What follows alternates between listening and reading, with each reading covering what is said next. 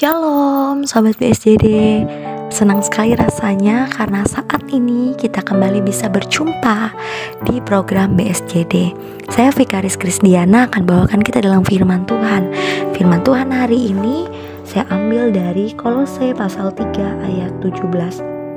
Dan segala sesuatu yang kamu lakukan dengan perkataan atau perbuatan, lakukanlah semuanya itu dalam nama Tuhan Yesus, sambil mengucap syukur oleh Dia kepada Allah Bapa kita. Amin. Khotbah saya saat ini saya beri judul Jangan Omdo. Bapak Ibu Saudara, perkataan dan perbuatan adalah sebuah cerminan dari seseorang. Maka sedikit banyak kita bisa tahu bagaimana karakter seseorang dari perkataan dan perbuatan yang ia lakukan. Jika perkataan tidak sesuai dengan perbuatan, maka itu akan menjadi omdo. Apa itu omdo? Omdo adalah omong doang. Bapak Ibu Saudara, idealnya perkataan dan perbuatan itu adalah dua hal yang tidak bisa dipisahkan. Ibaratkan dua sejoli yang saling berjalan bersama-sama dan saling melengkapi untuk mencapai suatu tujuan atau untuk melakukan apa saja, sehingga bisa disimpulkan bahwa tidak bisa dipisahkan.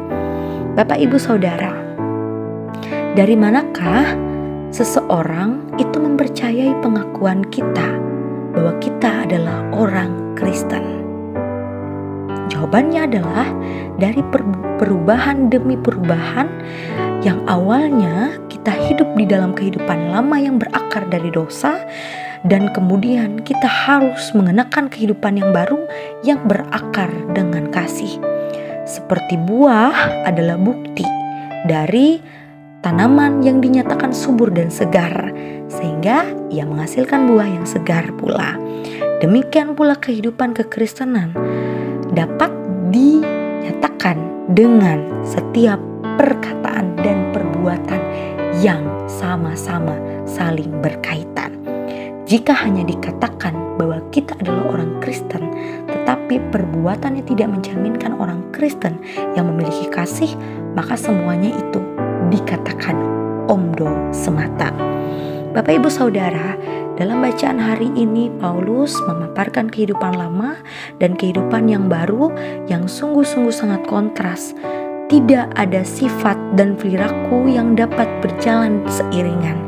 Maka yang lama harus ditinggalkan dan yang baru harus menggantikan yang lama. Bagaimana Paulus memaparkan aplikasi kehidupan seorang Kristen sungguh-sungguh menjadi cerminan bagi kita bersama. Hal yang pertama yang diperlihatkan oleh Rasul Paulus bagi kita adalah kehidupan lama berpusat kepada diri sendiri dan bersifat duniawi, sedangkan kehidupan baru berpusat pada Kristus dan bersifat kasih. Dahulu hidup dikuasai oleh hawa nafsu, materi, dosa lidah yang dilakukan. Namun saat ini kehidupan yang baru harus dikuasai dengan kasih yang memungkinkan Kristus dapat menghasilkan buah roh dalam kehidupan kita. Yang kedua, dalam Kristus tidak ada lagi kesenjangan dan perbedaan, kebangsaan, agama, budaya, dan status sosial. Kristus telah menaklukkan segala keangkuhan manusia yang menjanjang pada saat itu. Karena di dalam Dia kita menyadari bahwa semua manusia memiliki ketidaklayakan yang sama. Oleh sebab itu, status apapun tidak bisa menentukan manusia. Yang ketiga, hati yang penuh pengampunan, yang penuh kasih, yang penuh damai sejahtera, itu yang ditekankan pada ayat 17 ini. Firman Tuhan menjadi pelita hidup, sehingga hati berlimpah pujian dan syukur, dan aktivitas hidup yang berpusat kepada Kristus. Itulah yang Tuhan inginkan.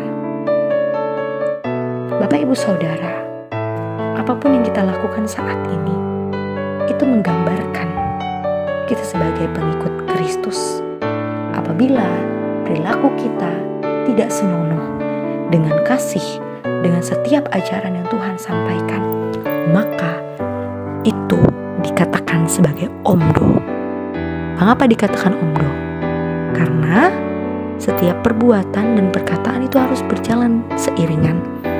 Jika saat ini Bapak Ibu sudah mengaku menjadi manusia baru bersama dengan Kristus, maka lakukanlah setiap perintah yang diinginkan oleh Tuhan. Bagaimana kita tahu perintah yang diinginkan oleh Tuhan? Dari firman Tuhan, dari Alkitab.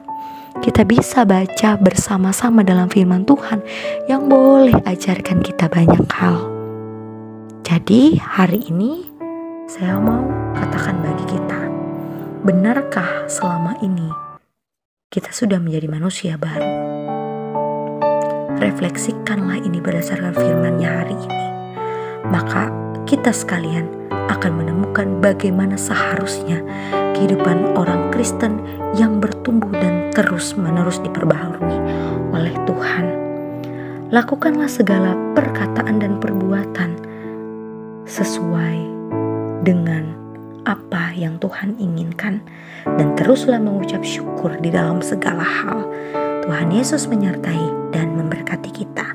Amin. Mari kita bersatu dalam doa kita. Berdoa.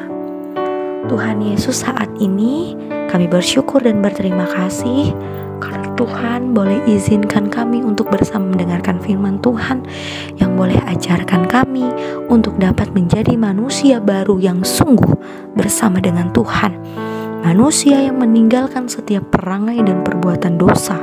Manusia yang hidupnya dibaharui oleh Roh Kudus berdasarkan kasih. Oleh sebab itu ya Tuhan, mampukanlah kami menjadi manusia baru. Manusia yang memfokuskan hidupnya hanya kepada Yesus Kristus. Terima kasih Tuhan. Amin.